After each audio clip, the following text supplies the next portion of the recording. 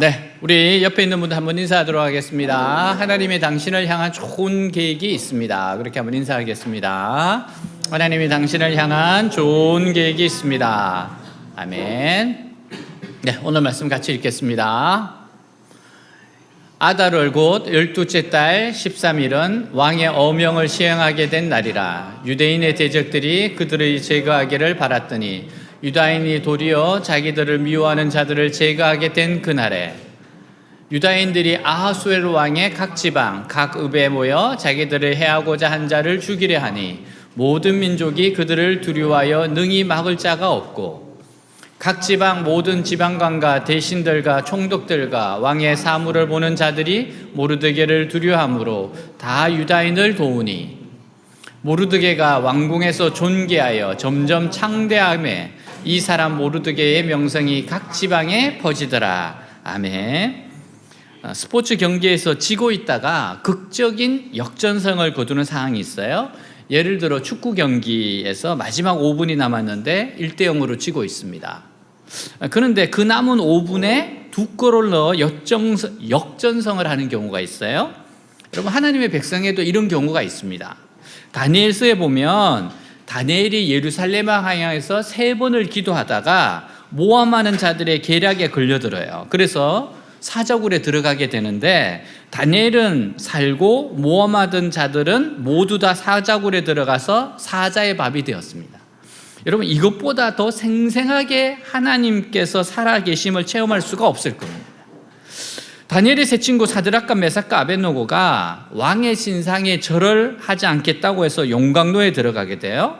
근데 오히려 집어 던진 사람들은 용광로 불에 타 죽었는데 이 세 사람은 불 속에서 살아있게 됩니다.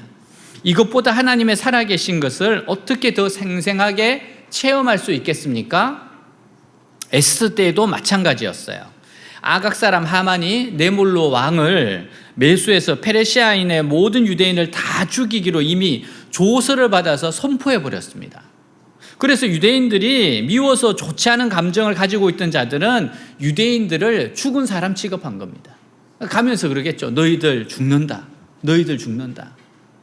12월 13일은 페르시아 안에 있는 모든 유대인을 마음대로 죽이고 그 재물을 마음대로 약탈해도 되는 날이었습니다. 12월 13일까지만 살고 모두 다 죽어야 되는 거예요. 근데 갑자기 왕의 명령이 바뀌었습니다. 그것은 12월 13일에 어떤 유대인도 죽어서는 안 되고 오히려 유대인들은 12월 13일에 자신의 모든 대적을 마음대로 죽여도 된다는 왕의 명령이었습니다. 도대체 어떻게 해서 이렇게 운명이 정반대로 바뀔 수가 있었겠습니까? 그것은 바로 하나님께서 하신 것이었어요. 우리는 때때로 죽음의 자리까지 낮아질 때 거기서 하나님이 살아계신 것을 체험할 때가 많이 있어요. 그래서 하나님께서 우리로 하여금 그 놀라운 구원을 직접 한번 체험하도록 하기 위해서 우리를 죽음의 막다른 골목에까지 몰아넣으실 때가 있습니다. 여러분, 이때 우리는 목숨을 걸고 하나님을 붙잡아야 돼요. 그러면 엄청난 하나님의 구원을 목격하게 될 겁니다. 틀림없어요. 이제 우리 외대교회를 시작하고 이제 몇 년이 흘렀을 때 너무너무 힘든 겁니다. 특별히 무엇보다도 이제 재정적으로 너무 힘들었을 때인데 하나님께 기도를 했어요. 그리고 제가 해외에 무슨 이제 있어서 갔다 오니까 예전에 제가 한번 그 교회에 가서 잠깐 세미나 때 말씀을 전한 적이 있었습니다. 그때 정말 하나님께서 큰 역사를 해주셨는데 그 자리에 있던 어느 분이 마치고 나서 저를 찾아왔어요. 그러면서 그분이 외대를 동문이었어요. 그래서 본인은 외대를 나왔고 외대 출신이고 자그마한 공장을 운영한다면서 오늘 외대 교회 이야기 들어서 너무 기쁘다는 거예요. 상상도 못했다는 거예요. 아, 그러시냐고. 그리고 나서 인사를 하고 있는데 이분이 갈 때 잠깐만 기다리라 그러더니만 봉투에다가 뭘 담아주세요. 나는 그때 제가 강사료보다도 더 많이 받은 건 그때 처음이었어.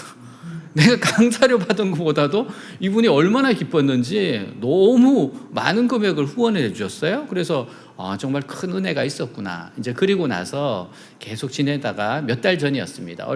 그리고 해외를 갔다 왔는데 갑자기 그 교회 팀들이 저한테 연락이 온 거예요. 내일까지 바로 내일까지 무슨 이렇게 프로포즈를 하는 게 있는데 아무리 봐도 외대교회가 꼭 됐으면 좋겠다 그러면서 저보고 무슨 서류를 빨리 보내라는 거예요. 근데 하루 만에 서류를 내가 어떻게 다 떼어? 서류가 너무 많은 거예요. 그래서 내가 해보는 데까지 해보겠지만 힘들겠다 그러니까 저보고 그분들이 더 열심을 내더라고. 무조건 해야 된다고. 그리고 나서 이제 서류를 어느 정도 준비해서 이제 내야 되는데 이게 서류가 도착을 해야 되잖아요. 그런데 이거 어떻게 하지? 그러니까 그분들이 무조건 메일로 보내래. 본인들이 프린트하겠대. 그러면서 그 담당했던 분들이 이제 프린트를 해서 이렇게 등록을 해줬어요. 그러면서 시간을 기다렸는데 아주 면밀하게 검토를 하고 한 2달이 지났던 것 같아요. 2달이 지나고 나서 이 정도면 하나님께서 정말 외대교회를 축복하시겠구나 생각을 했는데 나중에 보니까 안 됐대. 아니 그럼 지금까지 이게 뭐지? 여러분 그래도 하나님을 신뢰하는 것을 멈추면 안 됩니다. 실망은 너무 돼요. 왜냐하면 이제 더 이상 사역 못하겠다 그 정도로 너무 힘들었을 때니까. 꿈을 꾸면 막 불 사이를 지나가는 그런 꿈을 꿀 때였어요. 그러니까 얼마나 힘들 때였습니까? 자, 그랬는데 그리고 나서 또 몇 달이 흘렀는데 다시 담당하신 분이 연락이 와서 다시 됐다는 거예요. 또 이거는 뭐냐 그러니까 나중에 그 담당자가 저한테 와서 이야기하는 거예요. 전화를 하더니만 목사님 교회 기도 많이 하죠. 그래서 우리 다니엘 기도하고 있으니까 다니엘 기도해서 열심히 하고 있어요. 그러니까 자기가 너무 경험을 했다는 거예요. 자기는 이것을 담당하는 사람이지 관여는 안 한대요. 근데 서류를 있으면은 희한하게 이렇게 저렇게 지나가면서 계속해서 외대교회는 꼭 돼야 된다고 자기한테 자꾸 그러더래. 내가 힘이 있는 것도 아닌데.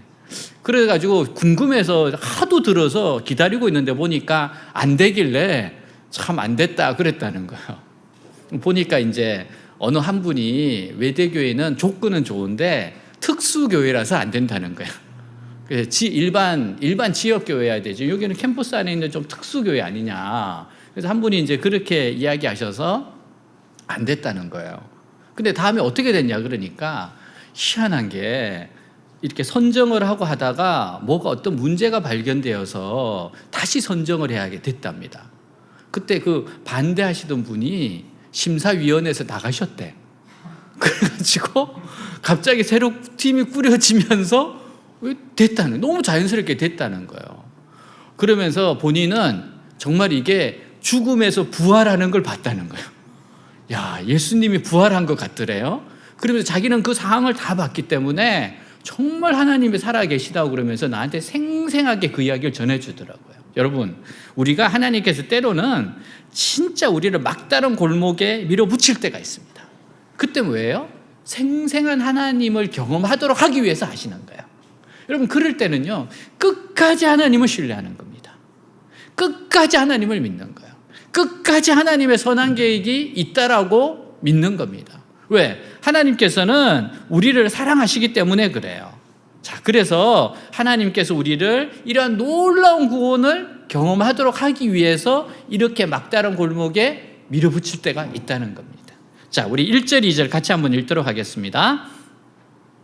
12월 13일은 황제의 칙령이 시행되는 날이었다. 그날에 유다 사람의 원수들은 그들을 짓누를 수 있기를 바랐으나 오히려 유다 사람들이 자기들의 원수들을 짓밟고 일어섰다. 유다 사람들이 각 도마다 자기들의 성에 모여 자기들을 해치려는 자들을 죽이려고 하였다. 그러자 다른 모든 민족들이 그들을 두려워하여 맞서는 자들이 없었다. 아멘. 드디어 유대인들에게는 결전의 날이 왔어요. 아하수에르가 다스리는 페르시아 전역에 2가지 종류의 왕의 명령이 하달되었습니다. 첫 번째는 12월 13일에 모든 유대인을 죽이고 그 재산을 다 몰수해라. 두 번째 명령서는 12월 13일에 유대인들을 죽이지 말고 오히려 유대인들이 자기 원수들을 다 죽이고 재산을 약탈하는 명령입니다. 좌우간 12월 13일에 유대인들과 그 원수들 중에 어느 한쪽은 멸망을 당할 수밖에 없어요. 근데 놀라운 것은 모든 관리들이 두 번째 왕의 명령을 따랐다는 거예요. 즉 모든 관리들이 일제히 유대인들의 편을 들어주었다는 겁니다. 그리고 이들은 모두 모르드게를 무수화하였다고 말해요. 자, 3절과 4절 한번 보겠습니다.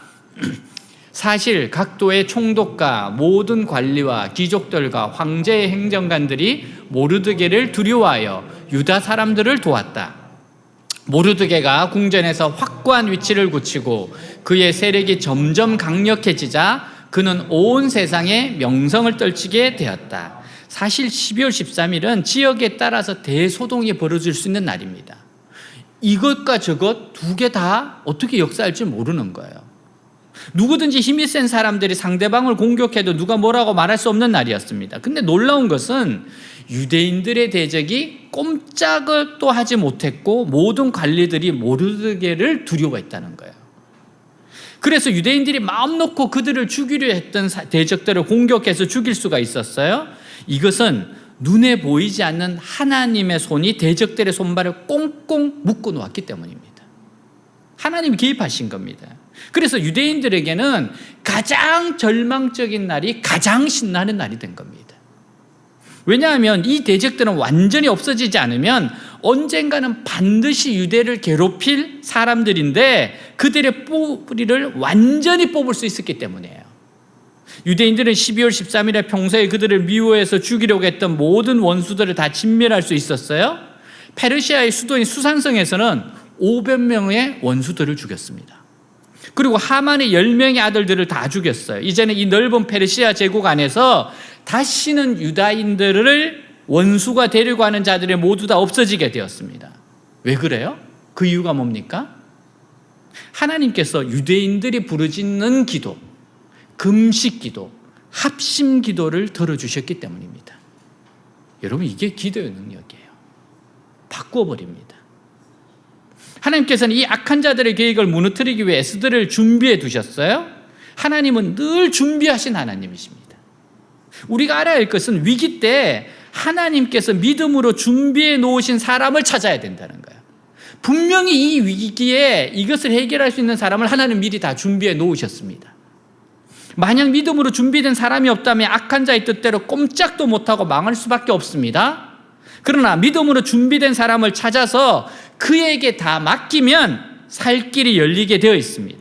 그만큼 믿음으로 준비된 사람이 중요한 거예요. 오늘 이 시대에 이 민족을 살릴 수 있는 사람이 바로 우리 자신이 돼야 됩니다. 우리가 바로 그 사람이 돼야 돼요. 우리가 목숨을 걸고 하나님 앞에 나아가고 왕 앞에도 나아갈 때 죽음의 날이 변하여 생명의 날이 될 것입니다. 여러분, 우리가 이 시대의 대안이라는 걸 잊으면 안 돼요. 내가 준비된 사람이라는 것을 잊으면 안 돼요. 자, 11절 12절 읽겠습니다. 그날 수산성에서 죽임을 당한 사람의 수를 황제에게 보고하자 황제를 유다 사람들이 수산성에서만 500명을 죽이고 하몬의 10아들을 모두 죽였어.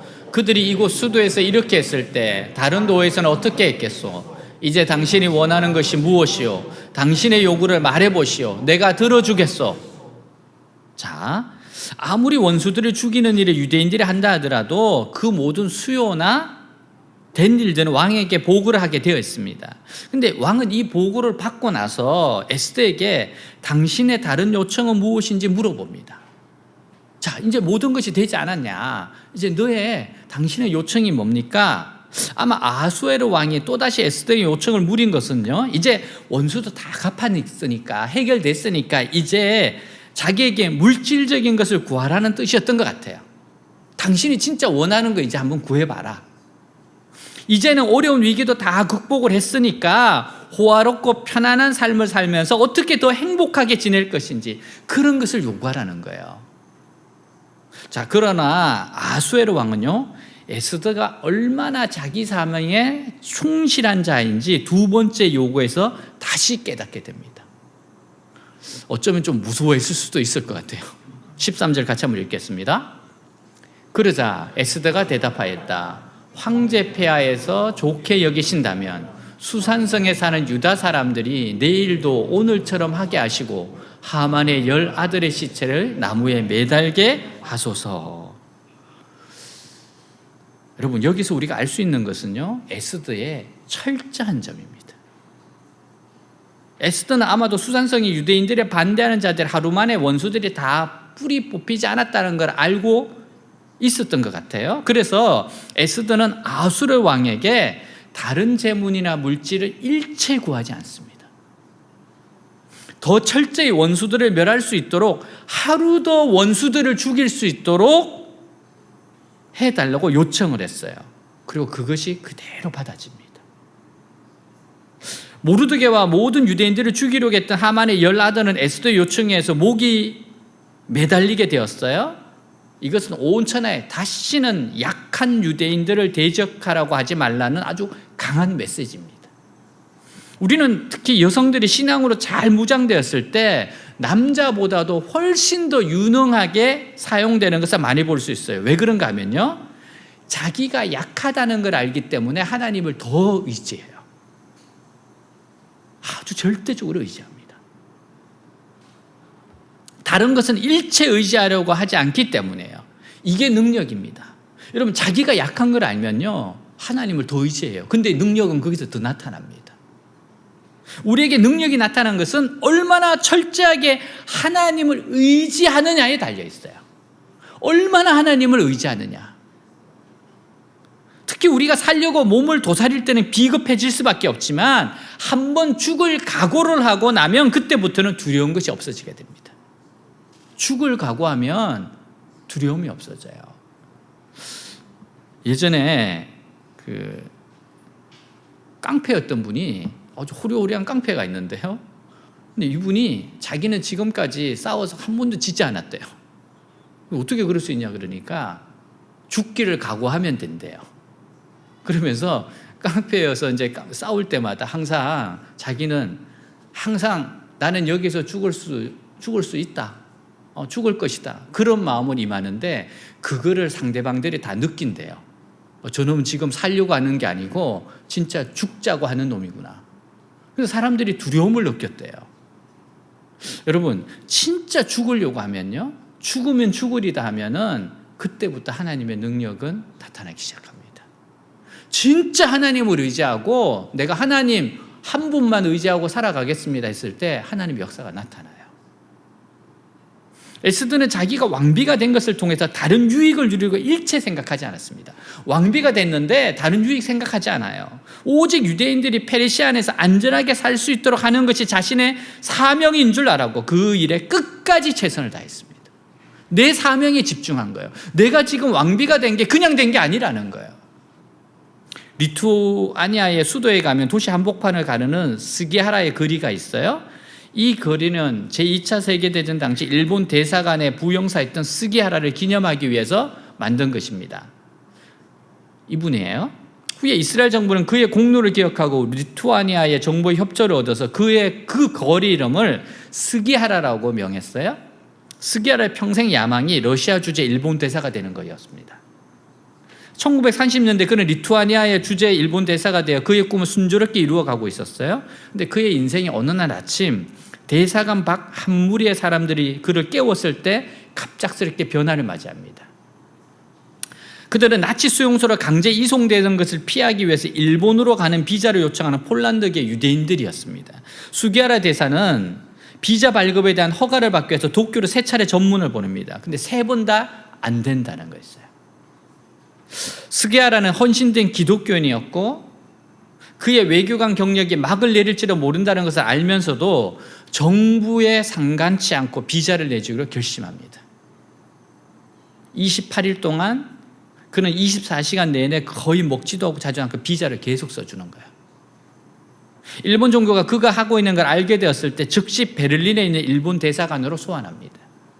그는 출발할 때까지 계속해서 비자를 써서 기차 창문 너머로 유대인 난민들에게 건네주었어요. 그냥 가면서도 써줍니다. 스기하라가 약 6,000명의 생명을 구한 것으로 추정돼요. 6,000명을 썼어요, 자기가. 그는 도쿄로 소환되었고 외교 사절단에서 면직되었고 그의 생애 나머지를 정구를 팔며 보냅니다. 수년 후에 그의 용준 이야기 알려졌을 때 어떤 사람이 그의 아들에게 물었어요. 당신 아버지는 자신의 선택에 대해 어떻게 느끼셨습니까? 스게라 아들이 이렇게 대답해요. 제 아버지의 인생은 할 바를 성취했습니다. 하나님께서 그가 옳은 일 하기를 원하셨을 때 그는 그 일을 할 수 있었습니다. 스게라는 그때를 해석하면서 이렇게 말했습니다. 내가 그렇게 한 것은 후회 없는 삶을 살기 위해서였습니다. 후회 없는 삶을 살기 위해서였습니다. 우리는 스게라의 태도에서 사명자의 삶의 한 단면을 보게 돼요. 자리가 중요한 것이 아니라 그 자리에서 무엇을 하는가가 중요한 겁니다. 자리보다 더 중요한 건 그곳에서 뭐 하는가예요. 무엇을 하는가. 자, 에스더 4장 14절 같이 한번 읽겠습니다.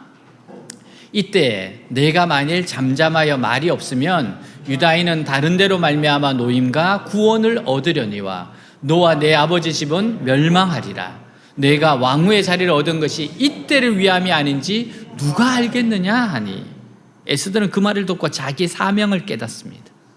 그리고 나서 금식하고 왕 앞에 나아가서 자기 민족을 구원해요.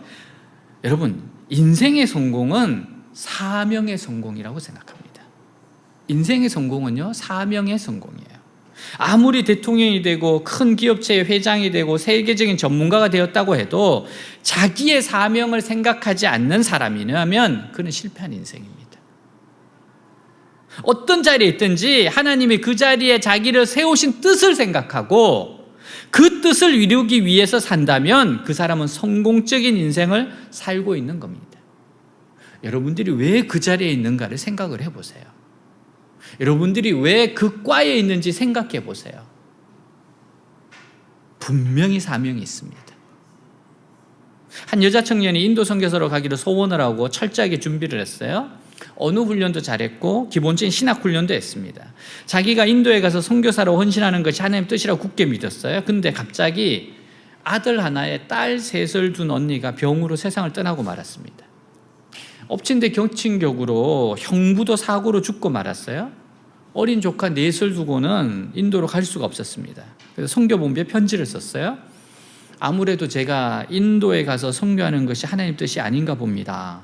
대신 인도 선교를 위해 최선을 다해 기도하겠습니다. 그가 보낸 마지막 편지였어요. 세월이 흘렀습니다. 내 아이가 잘 컸어요. 근데 놀랍게도 그 중에 세 아이가 인도 선교사가 되겠다고 헌신을 했어요. 이모가 늘 인도 선교를 위해서 기도하는 모습을 보고 아마 영향을 받은 것 같아요. 이 자매가 다시 선교본부에 편지를 썼습니다. 25년 만에 다시 편지를 써요. 제 대신 새 아이가 인도 선교사로 헌신했습니다. 하나님께서는 3배로 인도에 선교할 수 있게 하신 것입니다. 바로 이것이 하나님의 뜻이었습니다. 이제 그 뜻에 순종하겠습니다. 여러분, 우리는 하나님의 주권을 믿어야 됩니다. 내가 그토록 원했는데 안 되었다 할지라도 하나님의 선하신 뜻을 믿어야 돼요. 요셉은 형들에 의해 애굽 땅에 팔려갔어요. 억울하고 속상한 일이죠. 근데 요셉은 복수심에 불타 살지 않았습니다. 하나님과 동행하고 경건하게 살았어요. 어떻게 그렇게 살 수 있었을까요? 요셉은 하나님께서 자기를 애굽에 보내신 이유를 알았어요. 요셉은 자기의 사명을 알았던 겁니다. 하나님께서 우리 가족 70명을 살리시려고 나를 이곳에 먼저 보내셨구나. 요셉은 자기 사명이 무엇인지 알았기 때문에 형들을 품고 용서할 수 있었다는 거예요. 여러분, 자신의 사명을 알아야 됩니다. 사랑하는 여러분, 어떤 자리에 있든지 무슨 일을 하든지 사명을 생각하세요. 나를 이 자리에 두신 이유가 무엇인지 생각하며 사십시오. 기도하며 그 이유를 찾으세요. 그리고 사명대로 사십시오. 그러면 하나님께서 여러분을 존귀하게 여기실 겁니다. 틀림없이 여러분을 그 자리에 두신 이유가 있어요. 에스더는 끝까지 자신의 사명을 생각했어요. 우리는 대개 어떤 큰일이 끝난 후에 방심하는 바람에 마귀의 시험에 빠질 때가 많이 있습니다. 대개 교회나 교인들도 하나님께서 한번 크게 축복하신 후에는 처음 가졌던 그 결심이나 각오가 없어져 버려요. 그래서 사람들에게 인기를 누리려 하거나 편안한 삶을 살고자 하기 때문에 하나님의 축복을 놓쳐버리는 경우가 많습니다. 그래서 끝까지 부흥되고 끝까지 하나님 손에서 귀하게 사용되려면 언제나 가졌던 그 첫 마음을 끝까지 가져가야 되는 거예요. 첫 마음을 놓치면 안 됩니다. 사실 에스더의 경우에는 바벨론의 포로로 잡혀온 포로의 딸이었어요. 부모는 돌아가시고 사촌 오빠 손에서 자란 불쌍한 아이였습니다. 근데 포로의 딸에서 한순간에 대제국 페르시아의 왕비가 되었을 때 얼마나 당황스럽겠어요. 이건 자기가 계획한 게 아니에요. 그리고 하나님께서 그의 기도를 들어주셔서 모든 원수들을 다 이기게 하셨을 때 얼마나 신이 났겠습니까? 그러나 에스더는 조금도 흔들리지 않아요. 오직 왕에게 더 철저하게 유대인의 원수를 뿌리 뽑을 수 있도록 기한을 하루 더 연장해 달라고 부탁을 해서 허락을 받았습니다. 정확하게 자기가 왜 그 자리에 있는지를 잊어버리지 않은 겁니다. 유대인들은 12월 13일과 14일에 유대인들의 원수들 다 죽였습니다. 전국에서 7만 5천 명이 유대인들의 원수로서 죽임을 당했어요. 유대인들은 얼마든지 그들의 재산을 약탈할 수 있다는 왕의 지시가 있었지만 절대 재산에 손대지 않습니다. 이유는 돈 때문에 그들을 죽인 게 아니라는 거예요.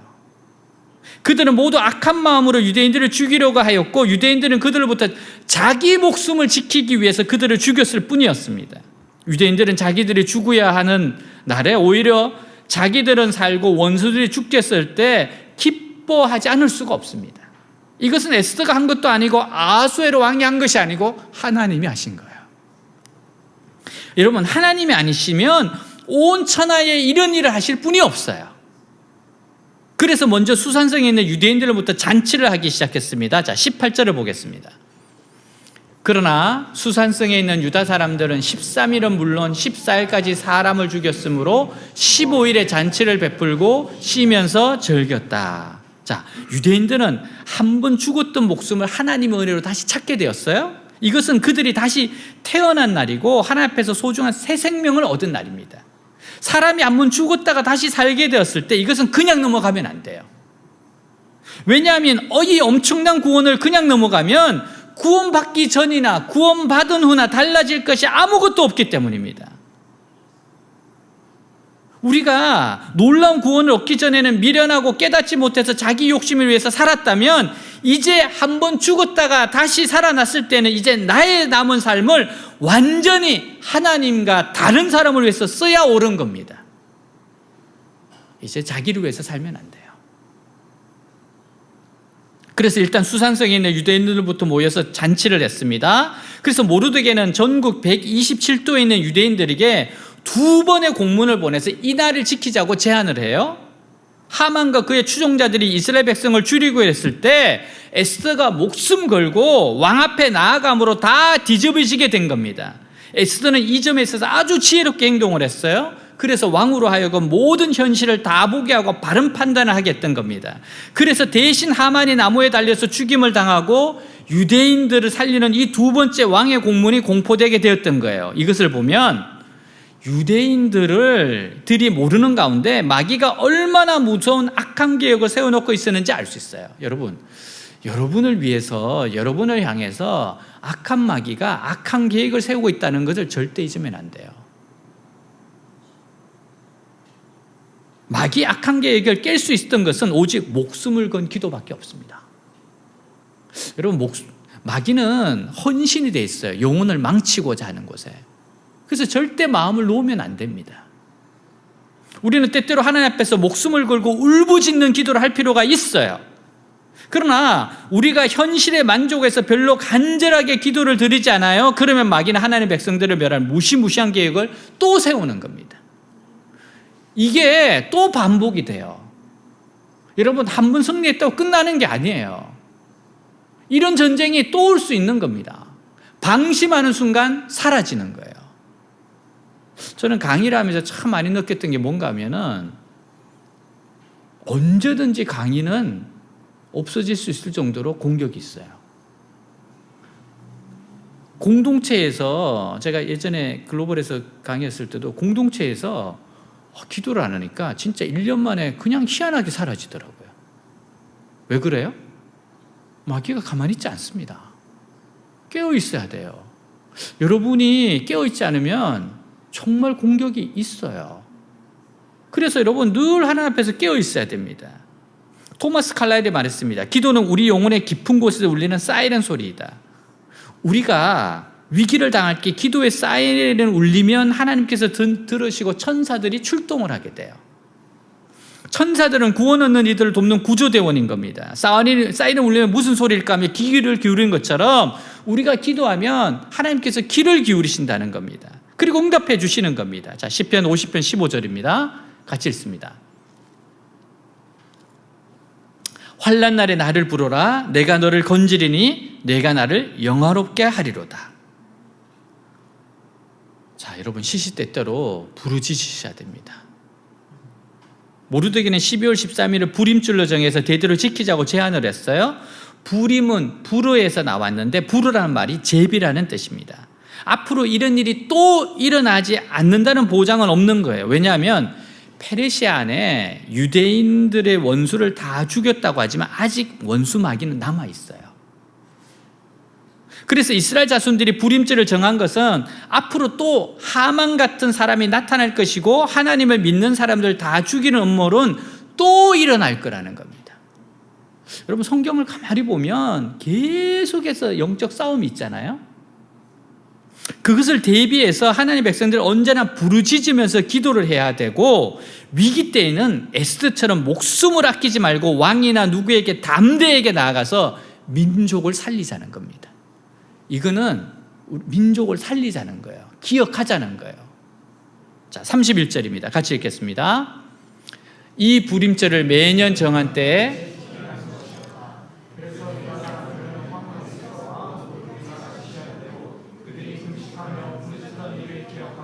이 명절을 반드시 지키기로 재차 다짐하였다. 모르드게나 이 위기를 극복한 이스라엘 자손들은 자식 후손들에게 다른 것을 물려주기보다도 금식 기도하는 것과 에스더의 믿음의 용기를 물려주기를 원했던 겁니다. 돈이 아니에요. 후손들에게 뭐예요? 금식 기도하는 것. 그리고 에스더의 믿음의 용기입니다. 금식 기도와 에스더의 용기만 있으면 이 세상 어떤 위기에도 살아남을 수 있다는 것을 배웠던 겁니다. 근데 아하수에로 왕은 모르드게와 에스더의 도움으로 크게 축복을 받게 되었어요. 아하수에로 왕은 본토와 바다의 모든 섬들로부터 조공을 받았고 또 아주 유능하고 복받은 왕으로 남게 되었습니다. 그것이 바로 하나님의 백성과의 좋은 협력 관계가 있었기 때문에 그래요. 하나님께서는 주의 백성들을 돕는 자들을 반드시 축복을 주십니다. 그리고 하만에게 무릎을 꿇고 절하지 않아서 죽임을 당할 뻔했던 모르드게는 왕다음으로 높은 사람이 되어서 많은 사람들로부터 존경을 받게 돼요. 여러분 하나님 반드시 상 주시는 분입니다. 에스더는 유다 백성들이 포로되어 있는 중에 하나님을 믿지 않는 대제국 안에서 하나님의 도움으로 목숨을 건지게 된 사건을 기록한 거예요. 하나님은 하나님의 백성들을 어떤 곳, 어떤 상황에서도 능히 도우실 수 있는 분입니다. 특히 믿음으로 준비된 에스더 같은 여자가 있을 때 유대인들은 무지막지하게 학살되는 걸 면할 수 있었어요. 그래서 오늘날 중요한 게 뭔가 하면은 남자나 여자나 어린아이들을 신앙으로 잘 양육하는 것이 결국 우리들 모든 사람들이 사는 길이라는 겁니다. 여러분 이게 바로 우리의 살 길이에요. 앞으로 외대 양육 스케줄이 이제 기록을 할 거예요. 내가 어느 정도 했는지를 7월 1일부터 기록을 합니다. 그래서 다니엘 기도방에 이제 다 오픈이 돼 있을 거예요. 내가 책을 어디까지 읽었는지, 양육을 어디까지 받았는지. 여러분 그거를 위해서 열심히 밀린 공동체 성경 읽기 하시면 바랍니다. 두려워 떠는 사람들 많을 거예요. 6개월이 지났는데 어디까지 했는지. 네. 시험만 치고 계속 읽으세요. 네, 이제 기록을 하셔야 돼요. 160 몇 차를 하고 있다.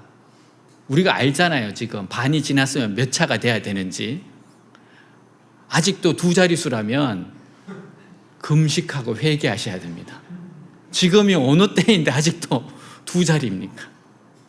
양육 스케줄 굉장히 중요합니다. 양육 스케줄을 통해서 여러분들에게 가르쳐 주고 싶은 게 있어요. 그게 기본적인 말씀과 기도, 신앙생활입니다.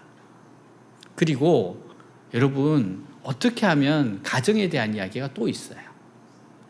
그리고 앞으로 여러분들이 직장 생활 할 거잖아요. 그러니까 직장 생활을 어떻게 해야 되는지가 또 있어요. 그리고 우리가 이 나라와 민족과 이 세계관을 어떻게 해야 되는지 또 준비되어 있어요.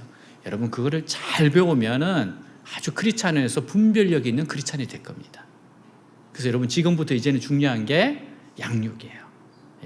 여러분들을 잘 길러 놓는 게 외대교회가 사는 길이고 민족이 사는 길입니다. 한 사람 한 사람이 여러분 가정과 준비된 여러분의 일꾼이라는 걸 기억하시기를 바랍니다. 하나님은 우리가 아무리 절망적인 상황에 처해 있다 하더라도 금식하면서 목숨 걸고 나가면 반드시 구원해 주십니다. 여러분, 어렵습니까? 그러면 금식하며 하나님 나아가 보세요. 부르짖으면서 하나님 앞에 나아가 보세요. 우리 교회가 이 시대의 위기를 해결하기 위한 준비된 에스더가 됩시다. 여러분 모두가 에스더가 되기를 주님으로 축복합니다. 다 같이 일어나겠습니다.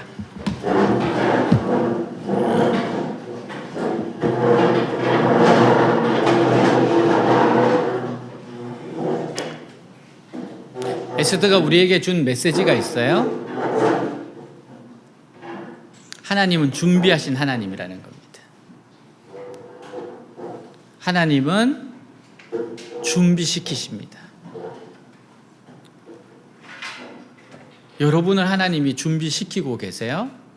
그러려면 훈련을 잘 받으셔야 됩니다. 하나님, 저를 준비시켜 주십시오. 그리고 하나님께서 위기의 때에 에스더가처럼 저를, 우리 교회를 사용하여 주시옵소서. 여러분, 그렇게 자신을 드릴 때 하나님께서도 아낌없이 부어주실 겁니다. 오늘 저는 여러분들이 기도할 때 진짜 하나님으로부터 지혜를 받았으면 좋겠어요. 하나님이 무엇인가 여러분들의 축복을 해주셨으면 좋겠어요. 배상민 교수님이 그 이야기를 했어요. 본인이 뉴욕에서 14년 동안 하루에 3시간 자고 살면서 세계 4대 디자인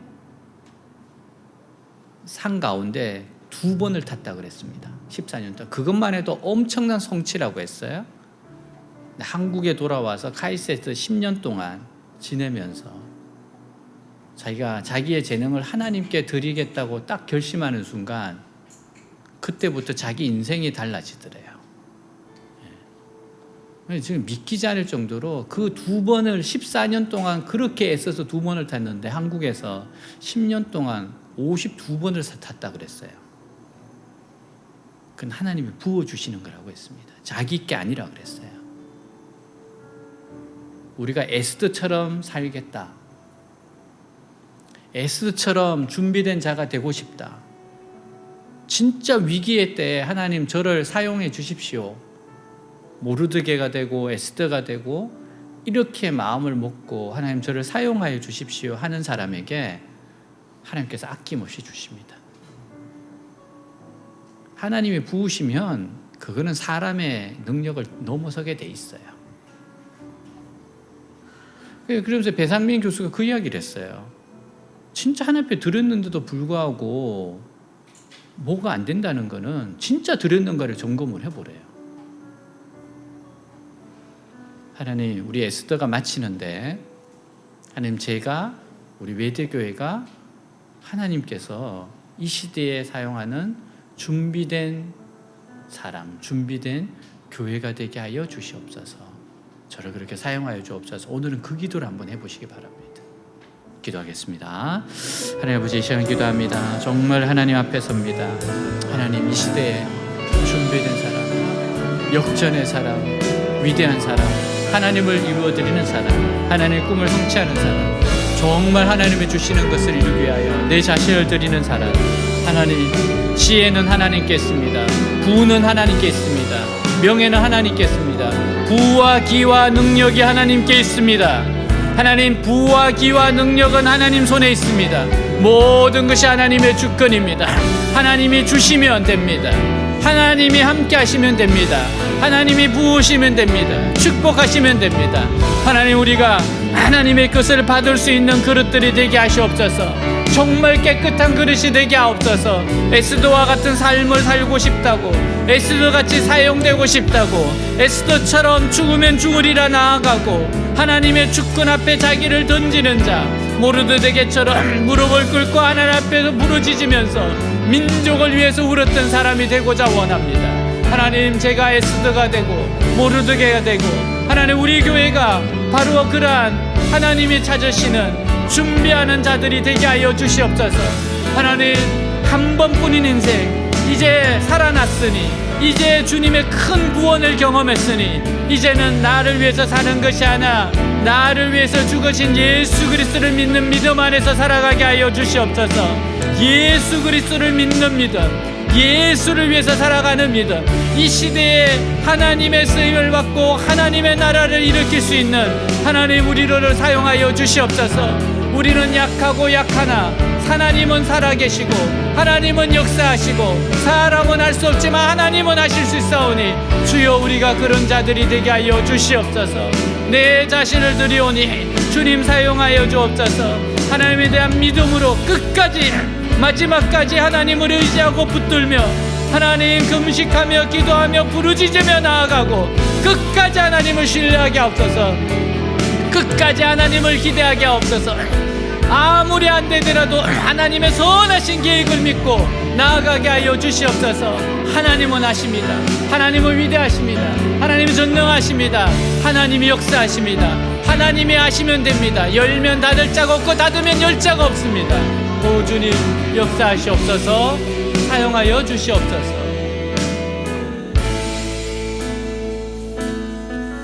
내게 허락하신 시련을 통해 나의 믿음 더욱 강하게 자라나고, 험한 산과 골짜기 지나는 동안 주께 더 가까이 나를 이끄시네. 내가 겪는 시험이 어렵고 힘겨워도 내 주님보다 크지 않네. 내 앞에 바다가 갈라지지 않으면 주가 나로 바다 위 걷게 하리. 나는 믿네. 주의 능력으로 내 삶 새롭게 되리. 나는 믿네. 주의 능력으로 담대히 나가리라. 주와 함께 싸워 승리하리라. 날마다 믿음으로 나 살아가리. 내게 허락하신 시련을 통해, 내게 허락하신 시련을 통해 나의 믿음 더욱 강하게 자라나고, 험한 산과 골짜기 지나는 동안 주께 더 가까이 나를 이끄시네. 내가 겪는 시험이 어렵고 힘겨워도 내 주님보다 크지 않네. 내 앞에 바다가 갈라지지 않으면 주가 나로 바다 위 걷게 하리.